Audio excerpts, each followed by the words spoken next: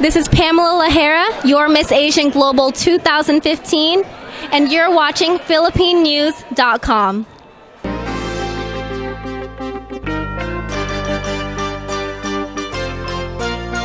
How long it takes, we're going to continue fighting. We know that we have the law on our side, and that President Obama had full authority to actually enact his executive action in favor of DACA and DACA Plus. So we are stuck with that decision for the time being. Another scenario is the other part of the bad news, unfortunately, is that the Fifth Circuit still needs to rule on whether the executive action was constitutional. And so once again, we still believe President Obama had his full authority and full legal precedent on his side to make that decision and to enact the programs, which were unfortunately blocked by the Supreme Court, by the Fifth Circuit, and then tied at the Supreme Court. So that's the bad news.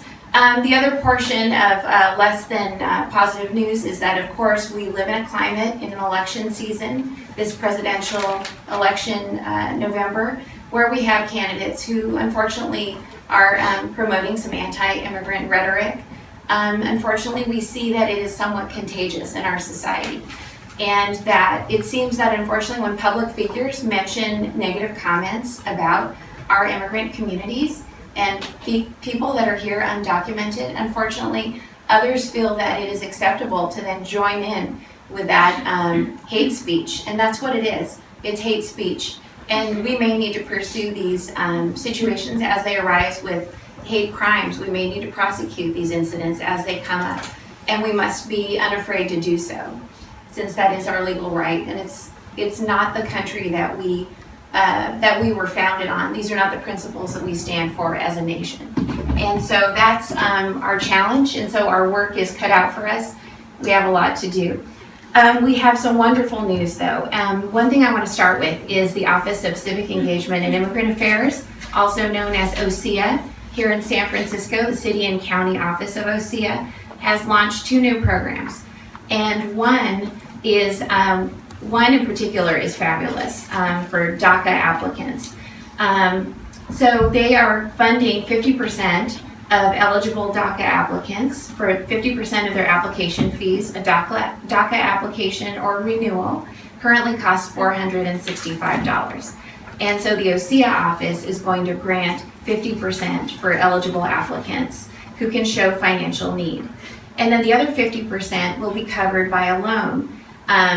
People who are interested may visit lendingcircles.org to get more information, but it's an excellent opportunity for people who want to apply for DACA and may not have the funds to do so. Also, in the case of extreme financial need, Legal Services for Children does have some funding for full financial assistance for people who cannot afford their DACA application fees.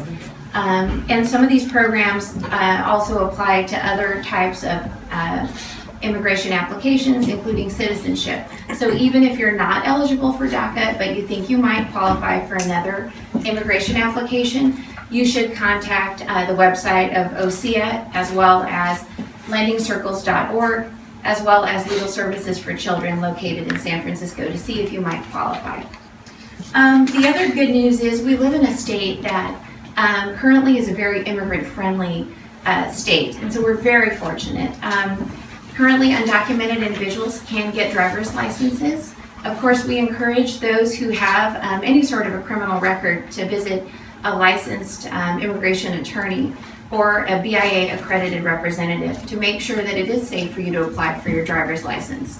One concern we have is that Immigration and Customs Enforcement does have a list of people who have committed, for example, aggravated felonies, 3 misdemeanors, or even 1 serious misdemeanor. And so if you think you might be in that situation, you do want to meet with an immigration attorney before you apply for your driver's license. We also have SB 4, granting Medi-Cal coverage to undocumented individuals. And that's a program that is also through Covered California. And then, of course, we have in-state tuition at colleges, universities, community colleges here in California for people who are undocumented. Young people who are aging into eligibility. But the really big chunk of people, about 402,000 people, will be eligible for DACA if they meet the educational requirements. So there are a number of community members who could be eligible for DACA but may need to get into a qualifying education program. That can include a GED program, vocational ed, ESL, and other adult school programs. So we're talking about our community members who don't see themselves now as a student or maybe were never a student. There are many, many of them who could also be eligible. So looking at that 1.7 million people who could be eligible for DACA, what we know is this: USCIS, the immigration agency that is in charge of DACA, releases every quarter or so the updated numbers on those who've applied.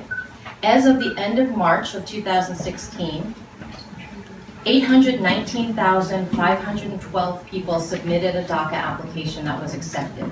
That means 48% of the potentially eligible population has applied. That also means, as Odette said, more than half of those who could qualify for this existing DACA program have not yet submitted an application.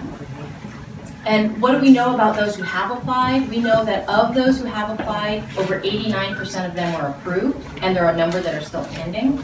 Of those who have applied, also over 70% of them have already renewed their DACA. So they got it, and it's available for 2 years. Once those 2 years were up, they did apply to renew.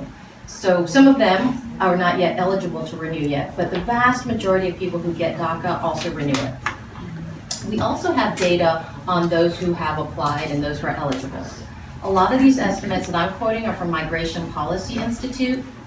The initial estimates are that nationally, these are the big groups who are eligible. Nationally, 66% of the estimated eligible are from Mexico. 5% are from Guatemala, 3% are from El Salvador, 3% are from Korea, and 2% are from Honduras.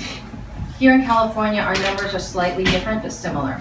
In California, of the estimated DACA eligible population, 77% are from Mexico, 5% are from Guatemala, 3% are from Korea, 3% are from El Salvador, and 2% are from the Philippines. However, when we look at who has applied of those estimated numbers, there isn't a similar proportionality of who have applied. Of the estimated numbers of Mexicans who are eligible for this program, at this point, over 90% of them have applied. Of the Central American community, over 66% of them have applied. It's really in the Asian and Pacific Islander sending countries that we see a disparity between who's eligible and who's have applied. So what we know is this: of the estimated population from India who are eligible, only 21% of those have applied, now almost 4 years into the program. In the Filipino community, it's about 24% at this point. In the South Korean community, 17%. In the Chinese community, there are so few Chinese people that have applied that we don't have accurate data.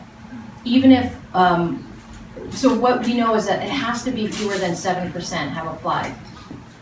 So the importance of ethnic media in reaching these communities is really critical. We know, for example, in the Bay Area, 30% of our undocumented population is from an Asian or Pacific Islander community. We also are in an area where, as Amanda talked about, access to legal services or even the fees or money shouldn't be a barrier. We have a ton of great nonprofit legal services organizations in the Bay Area who are prepared to help people with their DACA applications. In fact, in the press packet on the left-hand side is a list of those organizations and how to reach them. We also have a number of fee assistance and loan programs available that will help people with the application fees and possibly their legal services fees. We also know that probably a quarter of the population is likely to not know that they're eligible because they maybe didn't see themselves